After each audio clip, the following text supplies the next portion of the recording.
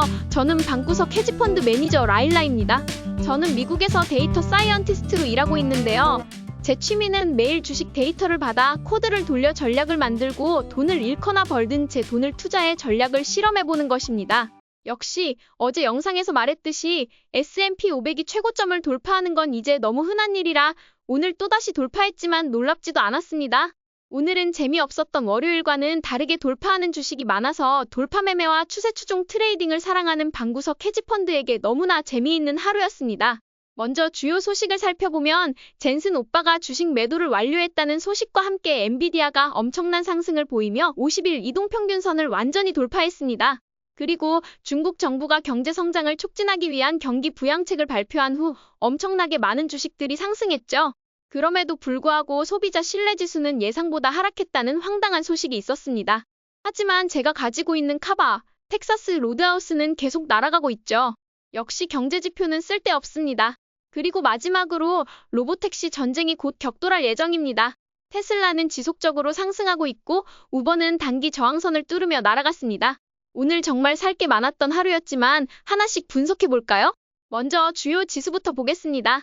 S&P 500은 또다시 최고점을 경신했고 단기 이동평균선이 상승 곡선을 타고 있습니다. 방구석 헤지펀드는 이 지수가 단기 이동평균선 아래로 내려가는 순간까지 공격적으로 투자할 예정입니다. 나스닥 지수는 하락 추세선을 6일째 뚫고 있으며 이제 8월 고점을 넘어서 지지선과 저항선을 만들었습니다. 주식은 이렇게 박스권을 형성하며 응축된 힘으로 더욱 크게 상승할 수 있습니다. 특히 엔비디아와 테슬라가 함께 상승하면서 나스닥의 상승 여력을 크게 만들어내고 있죠. 그리고 단기, 중기, 장기 이동평균선이 정배열을 이루고 있으니 앞으로 상승할 확률이 높습니다. 세일즈포스가 돌파를 보이며 다우 지수도 점점 상승하고 있습니다. 하지만 다우에 투자할 필요성은 느끼지 못하겠네요. 러셀 지수는 나스닥이 오를 때 상승하면서 리더들을 따라가는 모습을 보이는데요.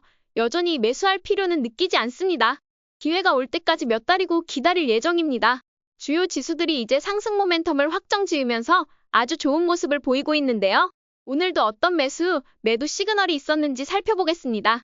먼저 스윙 트레이딩 시그널을 살펴볼까요? 먼저 공포와 탐욕 지수를 보면 화요일에 66을 기록하며 탐욕 상태를 유지하고 있는데요. 지금은 상승하는 힘이 하락보다 훨씬 강하므로 굳이 이미 매수한 주식에 매도를 서두를 필요는 없어 보입니다. 상대 강도 지수 RSI를 살펴보면 TQQQ의 RSI가 60을 기록하며 상승 모멘텀이 강화되는 모습을 보여줍니다. 하지만 현재로서는 매도 기회를 나타내지는 않네요. UPRO는 드디어 7월 전고점을 넘어서며 더 큰 상승세를 보이고 있습니다. 만약 UPRO를 보유하고 계신다면 굳이 매도할 이유는 없어 보입니다. 저도 단기 이동평균선 아래로 주가가 내려갈 때까지는 기다렸다가 매도할 계획입니다. 지금은 즐기면서 당분간 지켜보면 될 것 같습니다. TQQQ도 엔비디아의 상승과 함께 다시 상승 모멘텀에 진입했습니다. 추세 추종을 선호하신다면 지금이 좋은 매수 타이밍일 수 있으며 이미 공포 속에서 매수한 분들은 이제 보유 단계에 접어들었습니다. SOXL도 다시 상승세를 보였지만 엔비디아의 상승에 비해 그다지 큰 반응을 보이지 않았습니다. SOXL은 아이스 반도체 지수를 추종하기 때문인데 저는 SOXL 대신 엔비디아와 TSM의 비중이 높은 SMH를 매수했습니다. 이 부분에 대해선 조금 뒤에 섹터 ETF 분석에서 더 다뤄보겠습니다. 스윙 트레이딩 시그널을 다시 살펴보면 뚜렷한 시그널은 보이지 않지만 TQQQ와 UPRO는 상승 모멘텀의 초기 단계에 있으며 장기 투자 관점에서 매수 신호를 주고 있습니다. 하지만 저는 3배 레버리지 ETF는 장기 투자하지 않기 때문에 매수하지 않았습니다. 혹시 관심 있는 분들은 단기, 중기, 장기 이동평균선을 참고하여 분석해보시면 좋겠습니다. 오늘 돌파의 날인 만큼 돌파에 들어간 주식들을 분석해볼까요? 오늘도 주요 자산들이 상승 모멘텀에 있고 개별 주식들 중에서는 저항선을 돌파하며 상승한 주식들이 많았습니다. 그 중에서 TLT는 약간 하락했는데요. 주요 자산군 중에서 TLT를 분석해보겠습니다. 사실 상승 모멘텀 공식을 사용했다면 2022년과 2023년 TLT의 급락을 피할 수 있었을 것입니다. TLT는 7월 20일에 정확히 매수 신호를 보이며 지속적으로 상승 중입니다. 내년에 금리가 3.5%까지 하락할 것으로 예상되면서 TLT에서 얻을 수 있는 수익은 한정적일 수 있지만 안전자산으로 접근하는 스윙 트레이딩에서는 적합할 수 있습니다. 하지만 주가가 장기 이동평균선 아래로 내려가면 매도해야 하며 특히 $95 이하로 떨어진다면 스윙 트레이딩으로 접근할 예정입니다. 그래도 TLT는 월배당을 주기 때문에 안정적인 마음으로 트레이딩을 할 수 있을 것 같습니다. 이제 매그니피센트 7 주식들을 살펴볼까요? 오늘은 구글, 테슬라, 엔비디아를 분석해 보겠습니다. 구글을 계속해서 분석하는 이유는 주가가 장기 이동평균선을 벗어난 후 빠르게 복귀하지 못했을 때 왜 섣불리 매수하면 안 되는지를 보여드리기 위해서입니다. 물론 상황은 언제든 변할 수 있기 때문에 저는 구글이 150일 이동평균선 위로 확실히 올라가거나 내려갈 때까지 계속 지켜보며 분석할 예정입니다. 현재로선 갈피를 잡지 못한 상태고 실적이 나와봐야 알 수 있을 것 같습니다. 많은 분들이 테슬라의 로보택시에 대해 엄청난 기대를 하고 계십니다.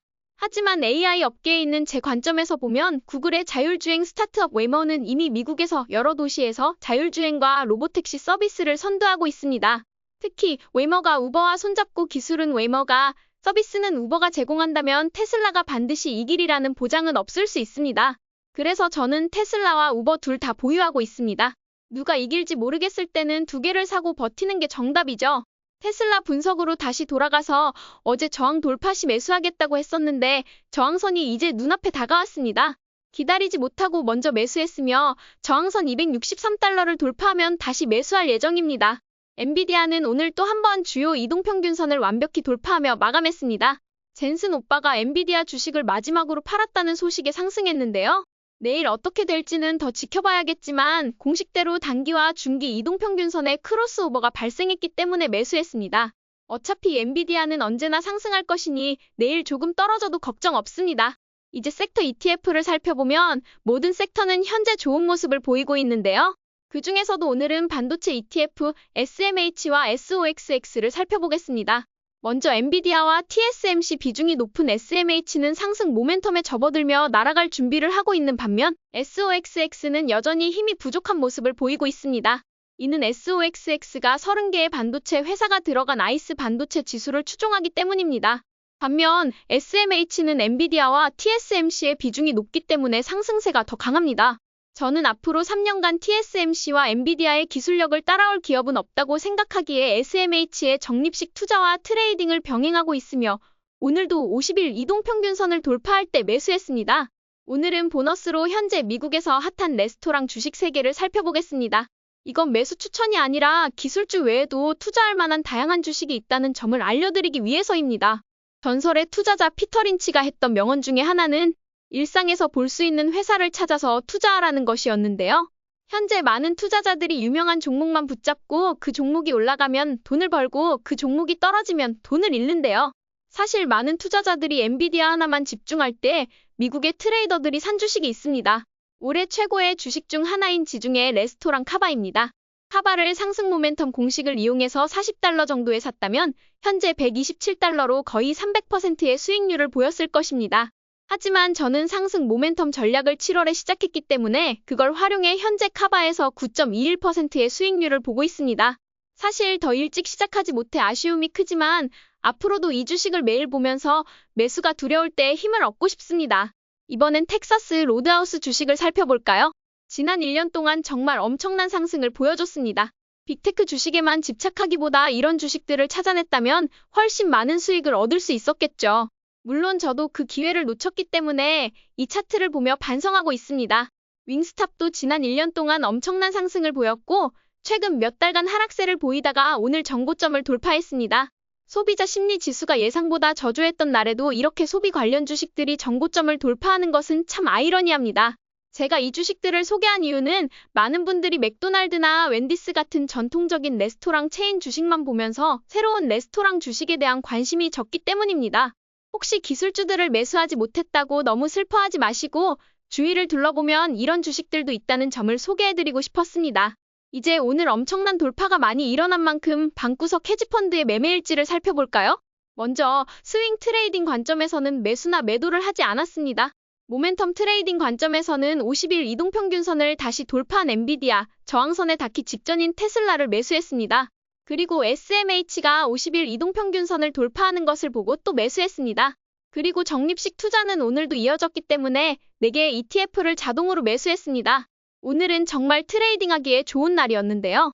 만약 제가 현금이 없었다면 어땠을까요? 아무것도 매수하지 못했겠죠? 그래서 오늘 돌파한 주식들을 놓쳤다면 어떻게 해야 할까요?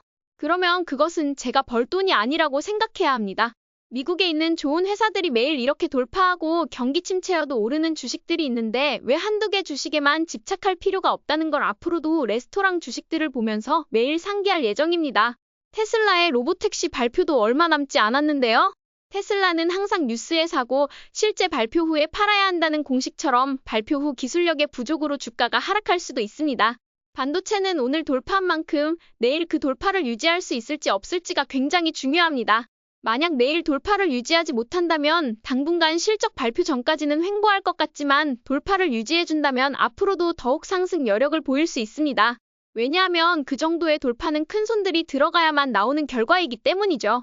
큰손들이 들어간 주식의 추세는 더욱더 강력해질 수 있고 방구석 헤지펀드는 그 추세를 이용하여 돈을 벌겠습니다. 오늘도 저희 전략이 재미있으셨다면 좋아요와 구독 버튼 눌러주세요.